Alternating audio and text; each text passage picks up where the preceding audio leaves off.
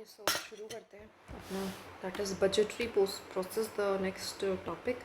Late me tell you कितने question आए, इसमें से 2 ही क्वेश्चन आए तो बहुत ज़्यादा इंपॉर्टेंट नहीं है, बट ऑफ कोर्स इंपॉर्टेंट है। ऑलरेडी वेल पॉलिटिक्स में इकोनॉमिक्स में पढ़ के आए हैं तो ये सेम ही है। सबसे पहले बजटरी प्रोसेस की डेफिनेशन देख लेते हैं। बजटरी प्रोसेस एक ऐसा सीक्वेंस ऑफ स्टेप्स है थ्रू विच हमारा जो गवर्नमेंट है प्रिपेयर करती है, अप्रूव करती है एंड देन एग्जीक्यूट करती है, देन कंट्रोल करती है अपने बजट को एक पर्टिकुलर फाइनेंशियल ईयर के लिए। सो क्या है, budgetary process is the sequence of steps through which a government prepare, approve, execute and control it's budget for a financial year. It ensure, इससे क्या होता है, जो एलोकेशन ऑफ रिसोर्सेज है वो लाइन में होता है with policy priorities and fiscal discipline भी मेंटेन रहता है। अब स्टेजेस देख लेते हैं, सीक्वेंस देख लेते हैं। सबसे पहला प्रिपरेशन होता है, एस्टिमेशन स्टेज आता है, जहाँ पे जो भी मिनिस्ट्रीज़ हैं, डिपार्टमेंट हैं, वो प्रिपेयर करती हैं अपने डिटेल एस्टिमेशन अपने रेवेन्यू एंड एक्सपेंडिचर का। इनका मेन फोकस होता है पॉलिसी प्रायोरिटीज़ पे, मतलब जो पॉलिसी, क्या पॉलिसी लेके आनी है, क्या डेवलपमेंट प्रोग्राम्स उनको लेके आने हैं, क्या उनका रूटीन एक्सपेंडिचर, इन सबको काउंट करके फिर वो एस्टिमेटेड रेवेन्यू एंड एक्सपेंडिचर बताते हैं। Example, ministry of education submit करती है बजट एस्टिमेट फॉर समग्र शिक्षण स्कॉलरशिप, है ना, हर एक पॉलिसी के अकॉर्डिंग वो अपना बताती है। द स्क्रूटनी एंड कोऑर्डिनेशन होता है, फाइनेंस मिनिस्ट्री रिव्यू करती है सारी डिपार्टमेंटल प्रपोजल को फॉर फिजिबिलिटी, ठीक है, कि कितनी प्रैक्टिकलिटी है उनके एस्टिमेटेड रेवेन्यू में, एक्सपेंडिचर में, एफिशिएंसी को देखती है, फिजिकल बैलेंस को देखती है। Ensure no overlapping wasteful spending और अनरियलिस्टिक प्रोजेक्शंस, और इंश्योर करती है कि कोई ओवरलैप ना हो पैसे में, कोई वेस्टफुल बिना बात का पैसा ना मांग लिया हो, अनरियलिस्टिक तो नहीं है प्रोजेक्शन सारी। Example, expenditure proposals for health sector are scrutinised against GDP allocation and national health policy target. जैसे कि कितना खर्चा हो रहा है हेल्थ सेक्टर पे, उसका जो एक्सपेंडिचर है उसको स्क्रूटनाइज किया जाता है अगेंस्ट द जीडीपी एलोकेशन, की जीडीपी का कितना percentage, and national health policy target, साथ में क्या नेशनल लेवल पे हमने क्या टारगेट्स बनाए हैं उसके अकॉर्डिंग कितना खर्चा चाहिए, ठीक है। तीसरा है approval bye cabinet. The full budget proposal is examined and approve by the cabinet. उसके बाद हमारी पूरी कैबिनेट बैठती है और उस जो भी बजट है उसको एग्जामिन करती है, उसको अप्रूव करती है before being presented in parliament. Parliament में प्रेजेंट होने से पहले की बातें हैं। Ensure political legitimacy and alignment with government priorities, और देखती है कि जो हमारी प्रायोरिटीज़ हैं, जो हमने टारगेट सेट करें उसके साथ हमारी चीज़ें अलाइन करें। उसके बाद हमारा बजट प्रेजेंट होता है टू द पार्लियामेंट, जहाँ पे फाइनेंस मिनिस्टर प्रेजेंट करते हैं एनुअल फाइनेंशियल स्टेटमेंट को on the behalf of the president, divided, और उसको डिवाइड करते हैं रेवेन्यू बजट में, है ना, कैपिटल बजट में, इंक्लूड डिमांड्स फॉर ग्रांट, ठीक है, 2 बजट में उसको कर देते हैं। रेवेन्यू में क्या है, रिकरिंग एक्सपेंडिचर या रिकरिंग इनकम। कैपिटल में क्या है, नॉट रिकरिंग एक्सपेंडिचर या इनकम, जो कि हमारे इम्पैक्ट करें किसको, लायबिलिटी एंड एसेट को, ऑलरेडी हम बात करके आए हैं। और इसी में हमारा होता है demand for grant. In an example, union budget जो है हमारा वो प्रेजेंट होता है 1 February every year, not usually early February for the next financial year. Now usually early February मतलब एक को ही होता है जनरली। पार्लियामेंट्री अप्रूवल, उसके बाद पार्लियामेंट में डिबेट होती है, जो कि फिर उसके बाद अप्रूव करते हैं बजट एलोकेशन को। इसमें डिस्कशन होती है डिमांड फॉर ग्रांट पे, एंड वोटिंग भी होती है बाय द लेजिस्लेचर, वोटिंग करते हैं जो हमारे एमपीज़ होते हैं। एग्जाम्पल, स्टैंडिंग कमिटीज़ भी स्क्रूटनाइज करती है इस टाइम पे बजट एस्टिमेट को एंड रिकमेंड करती है अगर कोई मॉडिफिकेशन की ज़रूरत होती है तो। उसके बाद हमारा एग्जीक्यूशन का स्टेज आता है, जो मिनिस्ट्रीज़ हैं, डिपार्टमेंट है, वो यूटिलाइज़ करती है फंड्स को as per the approved allocation. जो भी पैसा उनको मिला, जैसे कि पर मिनिस्ट्री ये पैसा मिला है तो उसके अकॉर्डिंग वो यूटिलाइज़ करती है उस फंड को। रेगुलर मॉनिटरिंग होती है फंड यूटिलाइजेशन का वर्सेज एलोकेशन में, कि कितना यूटिलाइज़ कर रहे हैं और कितना एलोकेट किया था, इसकी रेगुलर मॉनिटरिंग भी होती है। यहाँ पर डिपार्टमेंट की भी होती है, पर मिनिस्ट्री की भी होती है। Example, MNREGA fund dispersed to districts for employment generation, जैसे कि मनरेगा के जो फंड है वो पर डिस्ट्रिक्ट दिए जाते हैं पर monthly. Then control and audit होता है ex ante, ex post. Ex ante का मतलब होता है जो चेक होता है before the fund release, fund release होने से पहले भी ऑडिट होता है। कॉन्करेंट होता है ऑनगोइंग मॉनिटरिंग, जब फंड यूटिलाइज हो रहा है जिस दौरान उस टाइम पे भी होता है। एंड एक्स पोस्ट भी होता है, मतलब audit and evolution post spending, खर्चा हो गया उसके बाद ये देख कि कितना एलोकेट किया था और कितना एक्चुअल में खर्चा हुआ है, ये हमारा कैग करता है। डिपार्टमेंटल ऑडिट भी होती है। इंडियन एग्जाम्पल, कैग ऑडिट करता होता है पीएमएवाई फंड यूटिलाइजेशन की, जो प्रधानमंत्री आवास योजना है उसमें फ़ंड को किस तरीके से यूज़ किया गया है एंड रिपोर्ट करता है, फिर पार्लियामेंट को रिपोर्ट देता है, ठीक है। तो दोबारा से बता देती हूँ पूरा प्रोसीजर। सबसे पहले प्रिपरेशन करता है हर एक मिनिस्ट्री, अपनी डिपार्टमेंट अपनी अपनी। उसके बाद स्क्रूटनी करता है, कौन करता है, फाइनेंस मिनिस्ट्री। उसके बाद कैबिनेट इसको अप्रूव करता है, उसके बाद ये हमारे पार्लियामेंट में प्रेजेंट की जाती है, ठीक है। उसके बाद ये मतलब ये डिस्कशन वगैरह होता है, फिर उसके बाद पार्लियामेंट्री अप्रूवल होता है, वोट वगैरह करके डिपार्टमेंटल स्टैंडिंग कमेटीज़ को दिया जाता है, फिर एग्जीक्यूट होता है ना। उसके बाद कंट्रोल एंड ऑडिट होता है, जो कि 3 तरीके का हो रहा है, x एंटे, concurrent and x post. Now क्या प्रिंसिपल्स हैं इफेक्टिव बजटरी प्रोसेस के? अगर हमें इफेक्टिव बजटरी प्रोसेस लेके आना है तो उसके क्या प्रिंसिपल्स, क्या सिद्धांत होने चाहिए? देखिए, पहले सबसे पहला यूनिटी, एक कॉम्प्रिहेंसिव व्यू होना चाहिए सारे रेवेन्यू एक्सपेंडिचर का, मतलब टोटल, अलग अलग मिनिस्ट्री ने अलग अलग प्रोग्राम्स के तहत मांगे, उसका टोटल तो करो, उसका कॉम्प्रिहेंसिव व्यू लो। Universality, no funds outside the budget, एक यूनिवर्सलिटी आनी चाहिए, यूनिवर्सल तरीके से। एक्यूरेसी, रियलिस्टिक एस्टिमेट होनी चाहिए, है ना, रियलिस्टिक एस्टिमेट लगाओ। अकाउंटेबिलिटी, गवर्नमेंट को आंसरेबल बनाना है एलोकेशन यूटिलाइजेशन के तहत। ट्रांसपेरेंसी होनी चाहिए, budget represented to parliament and accessible to public, लोगों के लिए भी बजट जो है वो इकॉनमिक बजट हमारा पब्लिश होता है पीआईबी में, है ना, पार्लियामेंट में भी प्रेजेंट किया जाता है, उस पर क्वेश्चनिंग वगैरह भी की जाती है।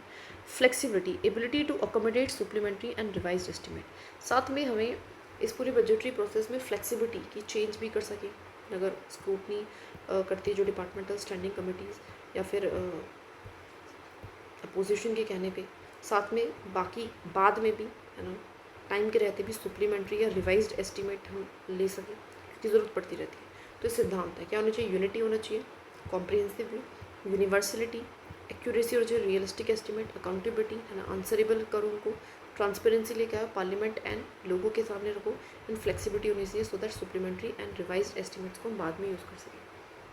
इंडियन कंटेक्स्ट में अगर आप देखोगे तो यूनियन बजट आपको पता है ये रेवेन्यू दिखाता है, कैपिटल दिखाता है, plan and non plan locations को दिखाता है। स्टेट बजट भी सिमिलर ही प्रोसेस फॉलो करते हैं विद स्टेट लेजिस्लेचर अप्रूवल के साथ। वोट एंड अकाउंट आपको पता है एक टेम्प्रेरी विड्रॉल होता है फंड का बिफोर द फुल बजट जब तक पास होता है। आउटकम बजट आपको पता है जिसमें हम लिंक करते हैं कितना पैसा एलोकेट करता है विद परफॉर्मेंस इंडिकेटर्स के साथ फॉर प्रोग्राम, जैसे कि स्वच्छ भारत मिशन में कितना पैसा एलोकेट करना है, ये हम उसकी पिछले साल की, उससे पिछले साल की परफॉर्मेंसेस को देखेंगे और उसके बेसिस पे फिर डिसाइड करेंगे। सुप्लीमेंट्री एंड रिवाइज बजट क्या होते हैं? जो कि अलाउ करते हैं एडजस्टमेंट फॉर अनफोर्सीन एक्सपेंडिचर और रेवेन्यू शॉर्टफॉल। देखो, हो सकता है जितना हमने एलोकेट कर दिया हो सकता है वो कम रह गया हो, है ना, या फिर हो सकता है कि वो कोई ऐसी इमरजेंसी वाली सिचुएशन आ गई हो, ऐसी अनफोर्सीन सिचुएशन आ गई हो जहाँ पे खर्च करने की ज़रूरत पड़ी, ठीक है, तो उसके लिए होता है सुप्लीमेंट्री एंड रिवाइज बजट ना। अगर और ऑब्जर्व करें तो बजटरी जो प्रोसेस है ये इंश्योर करता है कि एफिशिएंट तरीके से हम रिसोर्सेज को एलोकेट करें, फिजिकल डिसिप्लिन को भी मेंटेन रखें और अकाउंटेबिलिटी, फाइनेंशियल अकाउंटेबिलिटी भी फिक्स हो। हमारे यहाँ पे ट्रेडिशनल लेजिस्लेटिव जो कंट्रोल है, साथ में मॉडर्न टूल्स जैसे कि परफॉर्मेंस आउटकम बजटिंग का भी हम यूज़ कर रहे हैं। ट्रेडिशनल लेजिस्लेटिव कंट्रोल मतलब ट्रेडिशनल जो बहुत पहले से चला आ रहा है कि लेजिस्लेचर क्वेश्चन करेगी, कट मोशंस लाएगी इस टाइम पे, तो वो कंट्रोल तो है ही, साथ में हमने क्या करा है, परफॉर्मेंस या आउटकम बजटिंग का भी हम यूज़ कर रहे हैं, जो कि एक तरीके से मॉडर्न टूल है, जिसमें हम क्या कर रहे हैं, परफॉर्मेंस के बेसिस पे या कितना आउटकम आ पाया उसके बेसिस पे क्या कर रहे हैं, एलोकेट कर रहे हैं रिसोर्सेज को। तो coordination among finance ministry, line ministries, RBI and CAG और क्रूशल फॉर स्मूथ एग्जीक्यूशन। अगर आपको स्मूथली एग्जीक्यूट कराना है पूरे बजटरी प्रोसेस को तो उसके लिए हमें क्या ज़रूरत है, कोऑर्डिनेशन की ज़रूरत है डिफरेंट ऑर्गन्स में, एग्जीक्यूटिव में भी ज़रूरत है, लेजिस्लेटिव में भी, डिपार्टमेंटल स्टैंडिंग कमेटीज़ में भी, कैग में भी, सब में, राइट। Now financial accountability. तो फाइनेंशियल अकाउंटेबिलिटी से कितने क्वेश्चन आए मैं आपको बता देती हूँ। सो इससे 2 ही क्वेश्चन आए हैं, ऑल्दो ये इंपॉर्टेंट टॉपिक है अपने आप में, तो देखते हैं। देखिए, फाइनेंशियल अकाउंटेबिलिटी होता क्या, सबसे पहले समझेंगे। फाइनेंशियल अकाउंटेबिलिटी रेफर्स टू, इसका मतलब है द रिस्पॉन्सिबिलिटी ऑफ गवर्नमेंट, कि गवर्नमेंट की जिम्मेदारी to use public funds properly, कि वो जो भी लोगों का पैसा ना, पब्लिक फंड कहते हैं, गवर्नमेंट का पैसा कुछ नहीं होता, लोगों का पैसा जो है उसको अच्छे से प्रॉपर्ली यूज़ करें, इफिशिएंटली यूज़ करें and in accordance with legal and policy framework, और जो लीगल एंड एक पॉलिसी फ्रेमवर्क है उसके तहत ही आप उसको यूज़ करो। तो क्या है, दोबारा पढ़ देती हूँ। Financial accountability refers to the responsibility of government authorities to use public funds properly, efficiently and in accordance with legal and policy framework. इससे क्या होता है, ट्रांसपेरेंसी आती है, कंट्रोल अच्छा रहेगा, है ना, प्रॉपर यूटिलाइजेशन हो पाएगा पब्लिक रिसोर्सेज का, वेस्टेज नहीं होगा, करप्शन नहीं होगा, है ना, लीकेजेस नहीं होंगे। तो मेन ऑब्जेक्टिव क्या है फाइनेंशियल अकाउंटेबिलिटी का, यही इंश्योर करना कि फंड स्पेंड हो फॉर इंटेंडेड पर्पस, कि जिसके लिए बोला था वहीं खर्चा हो रहा है, मिसयूज़, वेस्ट एंड करप्शन ना हो, फिजिकल डिसिप्लिन आए एंड एफिशिएंसी आए, जो इन्फॉर्मेशन है वो प्रोवाइड की जाए, and justification to legislative and public oversight bodies. साथ में इसके तहत क्या होता है कि जो हमारी एग्जीक्यूटिव है वो हमारी लेजिस्लेचर को एंड पब्लिक को क्या हो रही है, अकाउंटेबल हो रही है, क्योंकि वो बता रही है ठीक है, जस्टिफाई कर रही है। Strengthen public trust and credibility of administration, इससे क्या होता है कि लोगों का भी एक भरोसा जो है गवर्नमेंट में एंड एडमिनिस्ट्रेशन में आता है। नाउ क्या मैकेनिज्म है फाइनेंशियल अकाउंटेबिलिटी का, किस तरीके से फाइनेंशियल अकाउंटेबिलिटी हमारी फिक्स की जाती है। सबसे पहला है लेजिस्लेटिव ओवरसाइट, जो पार्लियामेंट है, जो स्टेट लेजिस्लेचर है, वही अप्रूव करते हैं बजट को और वही मॉनिटर भी करते हैं एक्सपेंडिचर्स को। इसके लिए वो डिमांड फॉर ग्रांट जैसी चीज़ों का यूज़ करते हैं, जहाँ पे डिपार्टमेंटल एक्सपेंडिचर को वो एक एक करके अप्रूव करते हैं। कमेटी भी होती है पब्लिक अकाउंट्स पे, आपको पता है, जो कैग की रिपोर्ट को, जैसे पब्लिक अकाउंट कमेटी है, जो कि क्या करती है, पब्लिक जो कैग की रिपोर्ट है उसको एग्जामाइन करती है। ठीक है। एग्जीक्यूटिव ओवरसाइट, साथ में जो फाइनेंस मिनिस्ट्री है वो भी कंट्रोल करती है, फंड रिलीज को एंड एक्सपेंडिचर की भी मॉनिटरिंग वो भी करती है। Departments must justify variances and expenditure plans, साथ में हर एक डिपार्टमेंट भी वेरिएंसेस को एंड एक्सपेंडिचर प्लान्स को क्या करता है, जस्टिफाई करता है। वेरिएंस का मतलब वो डिफरेंस अगर आता है तो, ठीक है। जैसे कि डिपार्टमेंट ऑफ एक्सपेंडिचर मॉनिटर करता है कि रेलवे एंड डिफेंस की एलोकेशंस में, राइट। ऑडिटिंग मैकेनिज्म भी है हमारे यहाँ पे, कि जैसे कि क्या है, वो ऑडिट करता है गवर्नमेंट के अकाउंट्स को एंड सबमिट करता है रिपोर्ट टू द पार्लियामेंट। इससे एक्यूरेसी आती है, लीगलिटी आती है, इकोनॉमी आती है एक्सपेंडिचर की।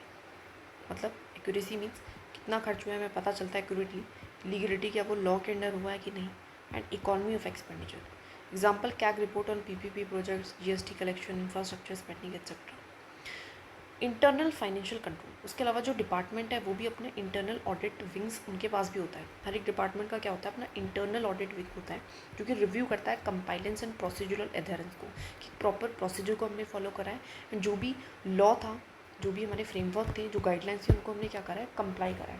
Example CGAs, internal audit for central ministries like health and education. Public accountability mechanism भी है, सिटीजन का पार्टिसिपेशन, ट्रांसपेरेंसी। आरटीआई भी है अपने आप में, जो फैसिलिटेट करता है मॉनिटरिंग, कि कोई भी इंसान उठ के पूछ सकता है कि इसमें कितना खर्चा अभी तक हो चुका है और कहाँ कहाँ हुआ है, कितने हॉस्पिटल्स बनवाए हैं आपने। सोशल ऑडिट है, पब्लिक डिस्क्लोजर है, जो वो भी इंश्योर करता है कि फंड एक तरीके से इंटेंडेड बेनिफिशरीज तक पहुँचे। Example social audit of MNREGA work in Odisha and Andhra Pradesh, बार बार एग्जाम्पल आ रहा है, इसको तो याद कर ही लो कि सोशल ऑडिट ऑफ मनरेगा कहाँ पे आंध्र प्रदेश और उड़ीसा में काफ़ी अच्छे रहे। तो 5 तरीके से हम फाइनेंशियल अकाउंटेबिलिटी मेंटेन करते हैं। लेजिस्लेटिव ओवरसाइट, यहाँ पे क्वेश्चनिंग भी पूछी जाती हैं, कट मोशंस का भी यहाँ पे जिक्र कर सकते हैं। साथ में कमिटीज़ बैठी जाती हैं। साथ में एग्जीक्यूटिव है, एग्जीक्यूटिव में जो फाइनेंस मिनिस्ट्री है वो सब कुछ कंट्रोल करती है। पार्टिकुलरली एक डिपार्टमेंट है, डिपार्टमेंट ऑफ एक्सपेंडिचर, वो सब कुछ कंट्रोल करता है। देन ऑडिटिंग मैकेनिज्म है कैग का, ठीक है, कैग रिपोर्ट वगैरह देती है। इंटरनल फाइनेंशियल कंट्रोल भी है, हर एक डिपार्टमेंट का अपना खुद का क्या होती है, इंटरनल ऑडिट विंग होती है। साथ में पब्लिक अकाउंटेबिलिटी, लोग कैसे अकाउंटेबिलिटी तय कर रहे हैं, आरटीए के थ्रू, है ना, सीपी ग्राम्स के थ्रू, है ना, माई गवर्नेंस के थ्रू, और आरटीए के थ्रू, सीपीजी के थ्रू, सोशल ऑडिट के through, right. Example MNREGA work in Odisha and Andhra Pradesh. Now क्या और इंस्ट्रूमेंट्स हैं हमारे फाइनेंशियल अकाउंटेबिलिटी के। देखिए, अप्रोप्रिएशन अकाउंट, जो कि ट्रैक करता है whether fund spent as per parliamentary approval या नहीं। मतलब इसमें अकाउंट्स भी तो बनाते हैं ना, अकाउंट्स बनाए जाते हैं। अप्रोप्रिएशन अकाउंट, जिसमें लिखता है कि कितने पैसे, जो भी, जैसे कि पिछले का अकाउंट, जितने पैसे, ये इतने पैसे थे, अब कितने पैसे जा रहे हैं, तो जो जा रहे हैं वहाँ पे लिखते जा रहे हैं हम कि इतने पैसे इस मिनिस्ट्री को चले गए, इतने पैसे इस मिनिस्ट्री को चले गए। साथ में फाइनेंस अकाउंट भी बनता है, जो शो करता है total receipt and expenditure of government, बिल्कुल टोटल कितने खर्चे हैं, टोटल एक्सपेंडिचर कितना है, वो भी दिखाता है। ऐसे हमारे कैग की भी रिपोर्ट आती है, जो कि हाईलाइट करती है कोई अगर इरेगुलरिटी होती है तो, कोई लैप्सेस होते हैं तो, कोई एफिशिएंसी का इशू होता है तो। ऑडिट पैरास, आइडेंटिफाई मिसमैनेजमेंट और अनऑथोराइज स्पेंडिंग। ये ऑडिट पैरास क्या होते हैं, एक मिनट रुको, व्हाट इज़ ऑडिट पैरास देख लेती हूँ। What is audit Paris?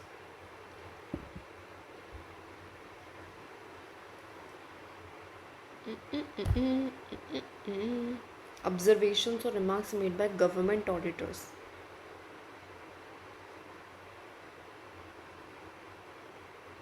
Okay. Observation by or remarks by government auditors.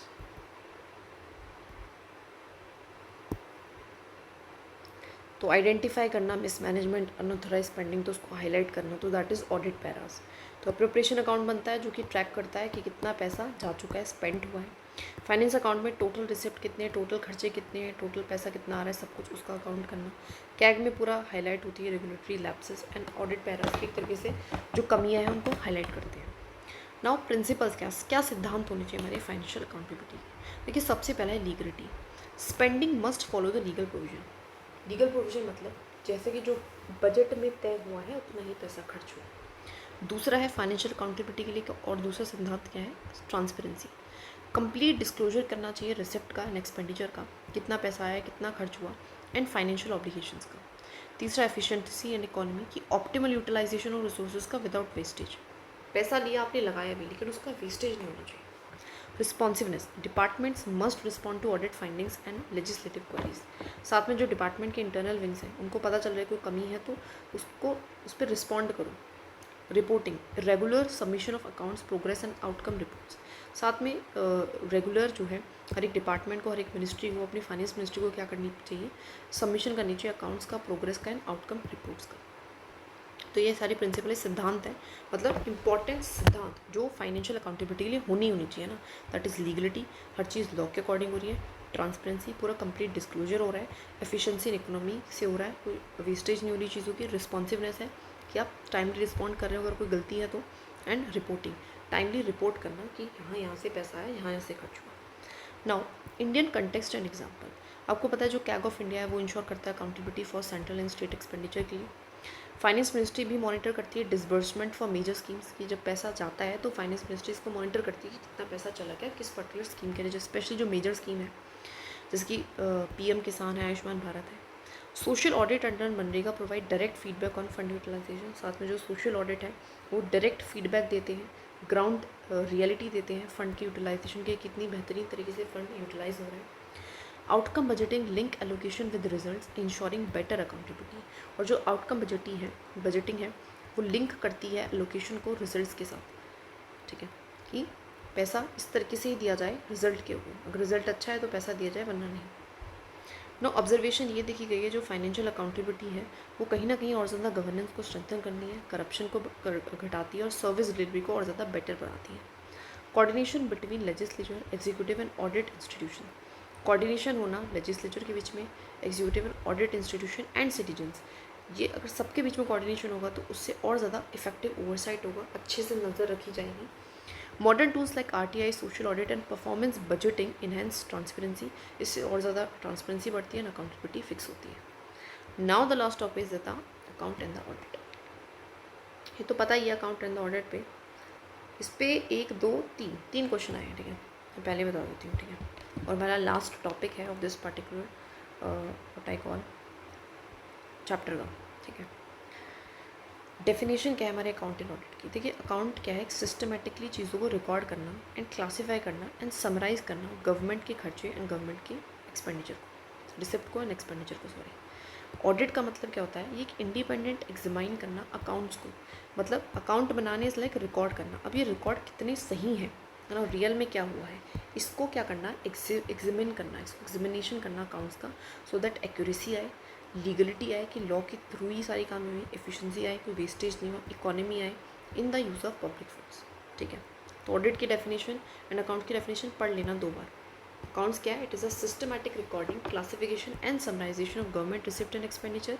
And it is audit क्या है, it is an independent examination of accounts to ensure accuracy, legality, efficiency and economy in the use of public fund. की public fund को हमने accurate तरीके से use करा है, lawful तरीके से यूज़ किया है, एफिशिएंसी से यूज़ किया है, वेस्टेज नहीं करा है, इकोनॉमिकली हमने यूज़ किया है। नाउ ऑब्जेक्टिव्स क्या है हमारे अकाउंट एंड ऑडिट के, हम क्यों करते हैं। देखिए प्रॉपर रिकॉर्डिंग रहेगी, रिपोर्टिंग रहेगी तो ईजियर है ना ट्रैक कर पाना गवर्नमेंट के ट्रांजेक्शन्स को। Verify compliance with legal provision and budgetary authorisation. साथ में अगर हमारे पास रिकॉर्ड ही नहीं होगा कि कब कितना पैसा आया, कहाँ पैसा गया, कहाँ नहीं गया, कहाँ से आया, तो हम कंपाइलेंस को वेरीफाई कैसे कर पाएंगे, राइट, कि वो लीगल तरीके से हुआ है कि नहीं हुआ है। Direct irregularities detect irregularities, wastages and mismanagement. और अकाउंट बनेंगे और फिर उसका ऑडिट किया जाएगा तो उससे जो भी कमियां हैं, जो भी इरेगुलेटरी है, जो भी वेस्टेज है, जो भी मिसमैनेजमेंट है, उसको हम डिटेक्ट कर पाएंगे। इससे और ज़्यादा ट्रांसपेरेंसी आ गई, अकाउंटेबिलिटी फिक्स होगी एंड पब्लिक का ट्रस्ट भी बिल्डअप होगा। Provide information for policy making, physical planning and evolution, और अब फ्यूचर में भी हेल्प करेगा कि कैसी पॉलिसीज़ हमें बनानी है, किस तरीके से और ज़्यादा फिजिकल प्लानिंग करना है एंड किस तरीके से एवोल्यूट करना है। Now account systems in India. अब सबसे पहले समझते हैं अकाउंट्स कैसे बनते हैं, कौन बनाता है। अगर मैं बात करूँ सेंट्रल गवर्नमेंट के अकाउंट्स की, तो ये मेंटेन हमारा कैग करता है under the ministry of finance. तो ध्यान रखने वाली बात है, कैग हमारा क्या कर रहा है, अकाउंट्स भी बना रहा है सेंट्रल अकाउंट्स की। कवर रिसिप्ट्स, इसमें पैसे आए, एक्सपेंडिचर कितने खर्च हुए, कितना लोन लिया, कितने एडवांसेस दिए, एंड पब्लिक डेब्ट कितना लोगों से उधार लिया, कितनी उधारी गवर्नमेंट के पास है, ये सबको ये कवर करता है। Example CGA, controller general of account, sorry CGA है ये, कैग नहीं है, कंट्रोलर जनरल ऑफ अकाउंट है, under the ministry of finance. ध्यान रखो इस चीज़ का, जो है ये प्रिपेयर करता है मंथली अकाउंट बनाता है, फाइनेंस अकाउंट भी बनाता है यूनियन गवर्नमेंट के। बात करो अगर स्टेट अकाउंट में, तो स्टेट अकाउंट हमारे स्टेट के फाइनेंस डिपार्टमेंट में एंड अकाउंटेंट जनरल, स्टेट का जो finance department and accountant general है, अकाउंटेंट जनरल ना, स्टेट अकाउंटेंट जनरल, वो हमारी स्टेट के अकाउंट्स को बनाता है। ये स्टेट लेवल के रेवेन्यू, एक्सपेंडिचर एंड पब्लिक डेब्ट कितना उधार है, इस सबका ट्रैक कर रखता है। Example AG of Maharashtra prepare state finance account including state GST, excise and plan expenditure. ध्यान रखने वाली बात है, CGA controller general of account है, जो कि यूनियन गवर्नमेंट के अकाउंट्स बना रहा है, एंड AG अकाउंटेंट जनरल हमारा स्टेट का, जो स्टेट लेवल के अकाउंट्स बना रहा है। ठीक है, डिपार्टमेंटल अकाउंट्स भी होते हैं, हर एक डिपार्टमेंट के भी अपने अकाउंट्स होते हैं, जो कि मेंटेन हर एक इंडिविजुअल मिनिस्ट्री या फिर डिपार्टमेंट करता है अपने इंटरनल कंट्रोल के लिए। Example ministry of railway maintain accounts for passenger and freight revenues and capital projects, है ना। जैसे मिनिस्ट्री ऑफ रेलवे क्या करेगी, अपने अकाउंट्स को मैनेज करेगी for passenger and freight revenues, कहाँ पैसेंजर से या फ्राइट से कितना पैसा आया, मालगाड़ी से या फिर लोग जो जा रहे हैं उसे कितना पैसा कमा पाई वो, एंड कितना कैपिटल प्रोजेक्ट्स, कितना उसका खर्चा आया। समझ में आई ये चीज़। तो अकाउंट सिस्टम क्या है, सेंट्रल गवर्नमेंट CGA बना रहा है, स्टेट गवर्नमेंट पे AG बना रहा है, डिपार्टमेंटल अकाउंट हमारा डिपार्टमेंट मिनिस्ट्री के इंटरनल कंट्रोल के लिए बनाए जा रहे हैं। नाउ ऑडिट की अगर हम बात करें, तो controller and auditor general of India एक constitutional authority under the article 148 of the Indian constitution, जो कि कंडक्ट करती है ऑडिट हमारी यूनियन एंड स्टेट गवर्नमेंट, ये दोनों की कर रही है, यूनियन की भी स्टेट गवर्नमेंट के अकाउंट्स की, पब्लिक सेक्टर अंडरटेकिंग PSUs की एंड ऑटोनॉमस बॉडीज़ की भी ये क्या करती है, हमारी ऑडिट करती है। एंड देन ये रिपोर्ट जो बनाती है उसको सबमिट करती है to the president and governor, state के लिए गवर्नर के पास एंड यूनियन के लिए प्रेसिडेंट को देती है, and then tabled in parliament. उसके बाद जो प्रेसिडेंट है वो पार्लियामेंट में उसको टेबल करता है, टेबल पे रखे रखता है, एंड गवर्नर स्टेट लेजिस्लेचर में। Indian example CAG audit, PMAY fund utilisation and GST revenue collection. Now type of audit by CAG. अब कैग किस किस तरीके की ऑडिट करता है, सबसे पहला है फाइनेंशियल ऑडिट। ये इंश्योर करता है correctness of account and compliance with laws, ये देखता है कि कितना अकाउंट्स में करेक्टनेस है एंड कंप्लाई क्या लॉज को फॉलो किया है कि नहीं। दूसरा है कंप्लायंस ऑडिट, ये चेक करता है conformity with rules regulation and procedure, rules regulation and procedure के इनको फॉलो किया है कि नहीं। परफॉर्मेंस ऑडिट में इवैल्यूएट करता है economy, efficiency and effectiveness of government programmes, कि ठीक है उन्होंने पैसा तो ठीक खर्च कर दिया, लीगल तरीके से रूल्स वगैरह भी फॉलो कर लिए, लेकिन क्या उसमें इकोनॉमी थी, क्या उसमें एफिशिएंसी थी, कोई वेस्टेज तो नहीं हुआ, टाइमली खर्च हुए।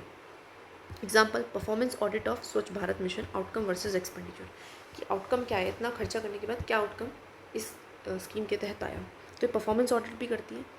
साथ में इंटरनल ऑडिट, ये टर्म इंपॉर्टेंट है, right. Internal audit is conducted by दोबारा कंट्रोलर जनरल ऑफ अकाउंट और डिपार्टमेंटल इंटरनल ऑडिट विंग्स करते हैं, जो इंटरनल ऑडिट करते हैं, ठीक है, और जिससे कि ongoing monitoring and early detection हो जाती है रेगुलेटरीज़ का, है ना, डिपार्टमेंट लेवल पे। एग्जांपल इंटरनल ऑडिट है ministry of health and welfare for COVID fund utilisation, जैसे कि ministry of health and family welfare COVID-19 के फंड यूटिलाइजेशन का इंटरनल ऑडिट करेगी। समझ आया। तो टाइप्स ऑफ ऑडिट क्या है हमारे क्या के through, financial, compliance and performance, ठीक है। और किस किस तरीके का ऑडिट हो रहा है हमारा, तो कैग कर रहा है, फिर हमने कहा था टाइप्स ऑफ ऑडिट क्या कर रहा है, and then there is also internal audit. Now key documents क्या है हमारे अकाउंट्स एंड ऑडिट के। फाइनेंस अकाउंट आपको पता है कंसोलिडेटेड स्टेटमेंट होती है, रिसिप्ट की, पेमेंट एंड लाइबिलिटीज़ की। अप्रोप्रिएशन अकाउंट जो कि बताता है एक्चुअल खर्चा कितना, एक्सपेंडिचर कितना हुआ है, विद अप्रूव्ड एलोकेशन, मतलब कंपेयर करता है कि एक्चुअल में कितना खर्च हुआ है और कितना अप्रूव किया था। ऑडिट रिपोर्ट ये सबमिट कैग करता है, जो कि हाईलाइट करता है अगर कोई इरेगुलेटरी है, होना ये चाहिए था, हुआ ये है, तो उसमें क्या डिफरेंस है उसको बताता है, मिस मैनेजमेंट एंड अपनी रिकमेंडेशंस देता है। Internal audit report submitted to ministries for corrective action, है ना, वो डिपार्टमेंट मिनिस्ट्री को देता है। अब थोड़ा सा और एग्जांपल देख लेते हैं।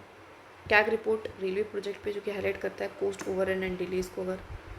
Audit of PSUs like Indian जो ऑयल कॉरपोरेशन है, BLCL कुछ भी लिख दो। State audit of Madhya Pradesh MNREGA scheme जिसने आइडेंटिफाई करती है irregular payments. Outcome based audit भी होता है जो कि इवैल्यूएट करता है, जिसको परफॉर्मेंस बेस्ड ऑडिट भी हम कह सकते हैं। इम्पैक्ट ऑफ स्कीम्स लाइक प्रधानमंत्री की इम्पैक्ट क्या रहा, तो खर्चा तो हो गया लेकिन उसका इम्पैक्ट क्या रहा उसको भी तो चेक करना ज़रूरी है। अब इनकी इंपॉर्टेंस क्या है, देखिए इससे कहीं ना कहीं लीगलिटी बनी रहती है, ट्रांसपेरेंसी आती है, फिजिकल डिसिप्लिन आता है कि बहुत ज़्यादा खर्चा ना हो जाए, है ना, बहुत एक्सेस एक्सपेंडिचर ना हो जाए। फिजिकल डिसिप्लिन इज कि मेंटेन करना उस डेफिसिट के, इस गैप को। Promotes efficient utilisation of public resource, ज़्यादा बेहतरीन तरीके से हम रिसोर्सेज को यूटिलाइज़ कर पाते हैं। Facilitates policy evolution and informed decision making, policy को अच्छे से एवोल्यूट कर पाते हैं, ज़्यादा बेहतर डिसीजन ले पाते हैं।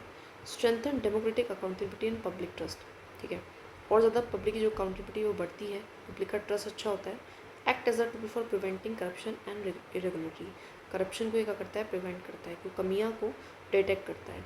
सो मेन ऑब्जर्वेशन यही है कि integrated account and audit system is essential, दोनों का है ना, इंटीग्रेट होना। देखिए अकाउंट पे ही डिपेंड करता है ऑडिट, अगर अकाउंट बना लें और ऑडिट ना करें तो भी वो बेकार है, और ऑडिट ही करें और अकाउंट ना बनाए तो वो तो हो ही नहीं सकता, फिर तो पॉसिबल ही नहीं है। दोनों ही ज़रूरी हैं फॉर इफेक्टिव फाइनेंशियल एडमिनिस्ट्रेशन, अगर अच्छा फाइनेंशियल एडमिनिस्ट्रेशन हम चाहते हैं तो। Coordination between CGA that is controller general of accounts, ministries, internal audit wings, legislature ensure comprehensive oversight. सब में अगर कोऑर्डिनेशन होगा तो और बेहतरीन तरीके से और कॉम्प्रीहेंसिव तरीके से हम नज़र रख पाएंगे चीज़ों पे।